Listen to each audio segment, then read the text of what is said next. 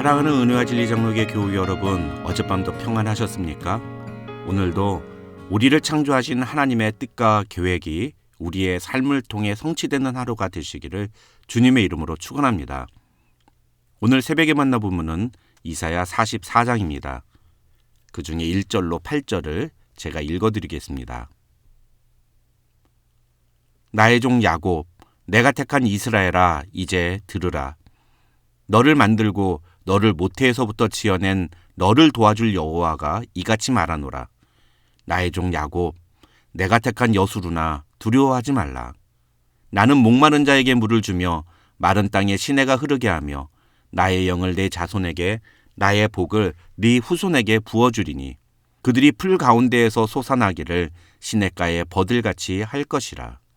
한 사람은 이르기를 나는 여호와께 속하였다 할 것이며, 또 한 사람은 야곱의 이름으로 자기를 부를 것이며, 또 다른 사람은 자기가 여호와께 속하였음을 그의 손으로 기록하고 이스라엘의 이름으로 존귀히 여김을 받으리라.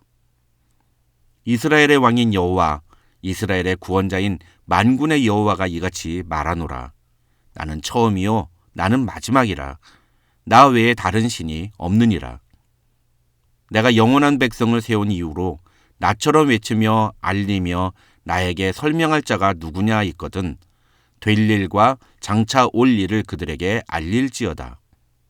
너희는 두려워하지 말며 겁내지 말라. 내가 예로부터 너희에게 듣게 하지 아니하였느냐, 알리지 아니하였느냐. 너희는 나의 증인이라. 나 외에 신이 있겠느냐? 과연 반석은 없나니 다른 신이 있음을 내가 알지 못하노라.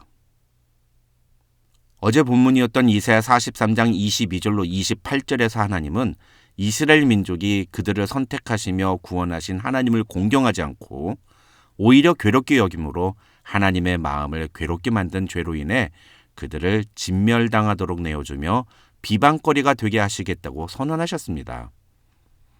하지만 동시에 하나님은 그럼에도 불구하고 하나님이 그들을 주권적으로 선택하시고 자기 소유로 삼으셨기 때문에 그들의 죄를 기억하지 아니하시고 그들을 다시 구원하실 것이라고 말씀하셨습니다. 오늘 본문인 이사야 44장에서도 하나님은 똑같은 의미의 말씀을 하십니다. 다만 오늘 본문에서는 하나님만이 이스라엘의 진정한 구원자라는 사실을 여러 가지 내용을 들어 강조하십니다. 먼저 1절로 8절에서 하나님은 오직 하나님만이 이스라엘을 구원하실 유일한 신이라는 사실을 다시 한번 말씀하십니다. 1절에서 나의 종 야곱, 내가 택한 이스라엘아, 이제 들으라고 말씀하신 하나님은 2절에서 너를 만들고 너를 모태에서부터 지어낸 너를 도와줄 여호와가 이같이 말하노라 하며 자신을 소개하십니다. 여기서 우리가 주목해야 하는 부분은 바로 너를 도와줄 여호와라는 표현입니다. 이것은 하나님께서 이스라엘 백성들을 반드시 도와주시겠다는 하나님의 강력한 의지를 표현한 말입니다. 다시 말하면 여호와 하나님은 이스라엘을 도우시는 신이라는 겁니다. 지난 주일에 말씀드린 것처럼 41장에서 하나님은 자신들의 고통을 외면하고 무관심하다고 말했던 이스라엘 백성들의 생각에 대해 하나님은 탄식하셨습니다. 그런 의미에서 이 2절은 그런 이스라엘 백성들의 생각에 대한 하나님의 반론이라고 할 수 있습니다. 너희는 내가 너희의 고통과 문제를 모른 척하고 있다고 말하지만 아니다. 나는 너희를 돕는 여호와 하나님이다. 왜냐하면 내가 너희를 만들고 너희를 모태에서부터 지어냈기 때문이다. 이렇게 말씀하고 계시는 겁니다. 그러면서 하나님은 구체적으로 이스라엘을 어떻게 도우시는지를 3절과 4절에서 말씀하십니다. 하나님은 목마른 자에게 물을 주며 마른 땅에 시내가 흐르게 하며 하나님의 영과 하나님의 복을 그들의 후손들에게 부어주시겠다고 말씀하십니다. 그래서 그들이 풀 가운데에서 솟아나기를 시냇가에 버들같이 하게 하시겠다고 말씀하시는데 이 말은 상징적인 표현으로 결론만 간단하게 말씀을 드리면 유대인들이 장차 하나님의 징계로 바벨론의 포로로 잡혀가겠지만 하나님은 그들이 시냇가에서 자라는 버들같이 번성하며 풍요로운 삶을 살게 하시겠다고 말씀하시는 것입니다. 실제로 바벨론의 포로로 끌려간 남유다의 백성들은 노예와 같이 비참한 삶을 살기보다는 오히려 바벨론 제국에서 2등 시민으로 인정받으며 각자의 생존권을 보장받았습니다. 다니엘과 세 친구의 경우나 에스더 왕후 그리고 느헤미야와 같은 예를 보면 바벨론 왕국 안에서 상당한 지위를 누리며 살아가기도 했습니다. 오늘 본문에서 하나님이 약속하시는 내용이 바로 그것입니다. 비록 유대인들은 그들의 죄악으로 말미암아 바벨론의 포로로 끌려가게 되었지만 그들을 만드시고 그들을 도우시는 하나님의 은혜로 말미암아 그들은 바벨론 제국에서 안전한 삶을 살 수 있었던 것입니다.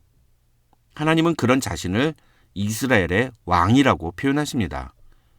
6절에서 하나님은 이스라엘의 왕인 여호와, 이스라엘의 구원자인 만군의 여호와가 이같이 말하노라 하고 말씀하십니다.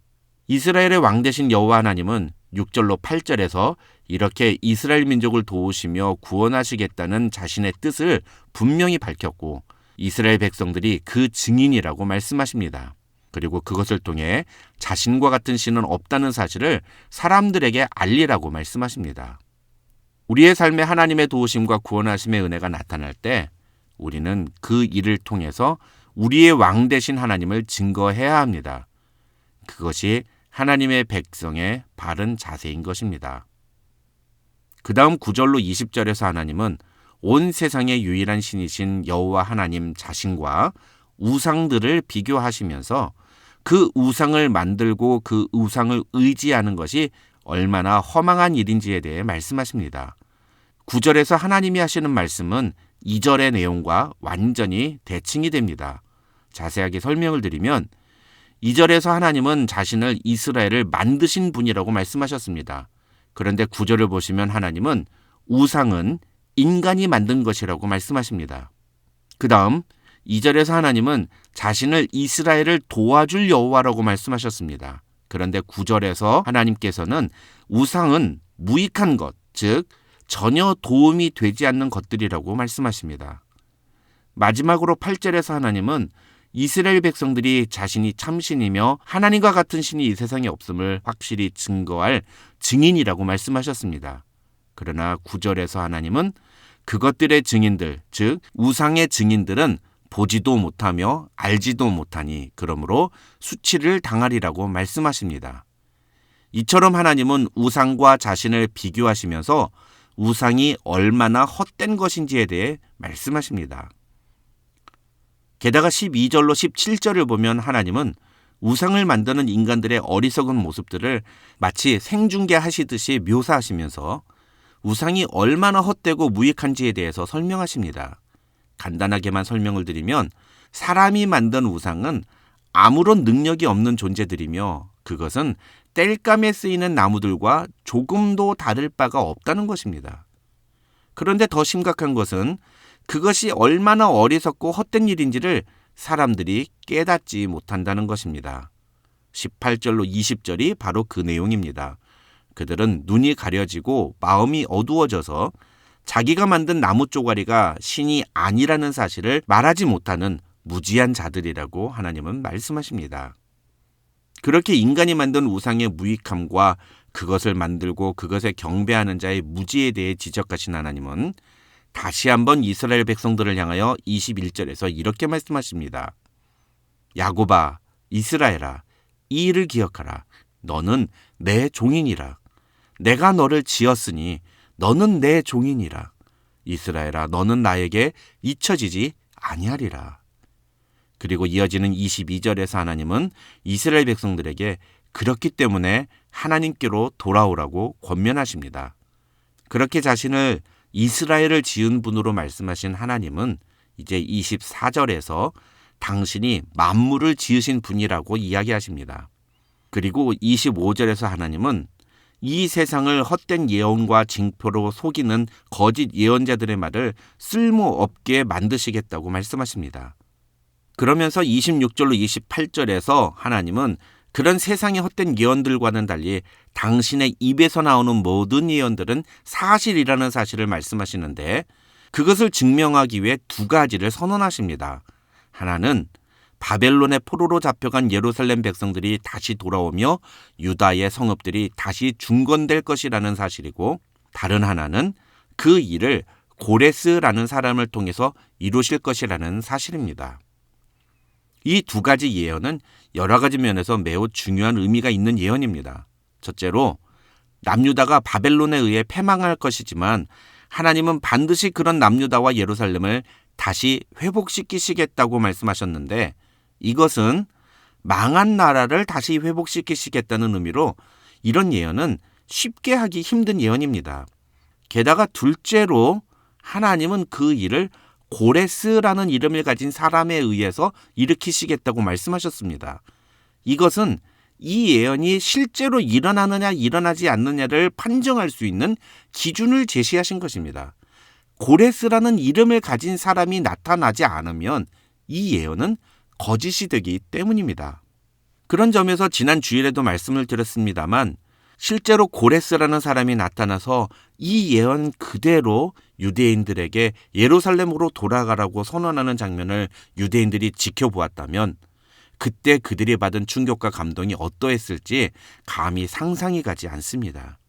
그리고 그것을 통해 그들은 분명히 자신들이 믿는 하나님이 참신이라는 사실을 분명히 알게 되었을 것입니다.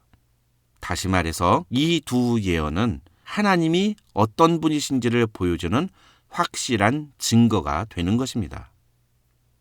사랑하는 성도 여러분, 우리 하나님은 이 세상의 그 어떤 신과도 비교할 수 없는 참신이십니다. 그 하나님은 이스라엘을 창조하시고 선택하셨듯이 오늘 우리도 창세 전부터 택하셨습니다. 이미 우리는 하나님이 어떤 분이신지 분명한 증거를 가지고 있습니다. 그렇다면 우리가 그 하나님을 의지하지 않을 이유가 없습니다. 아니, 하나님을 제쳐두고 세상의 그 어떤 것을 의지하는 것이 얼마나 헛되고 얼마나 어리석은 일인지 우리는 잘 압니다. 이런 분명한 증거를 가지고 오늘 하나님을 의지함으로 하나님의 도우심을 경험하는 하나님의 자녀들이 되시기를 주님의 이름으로 축원합니다.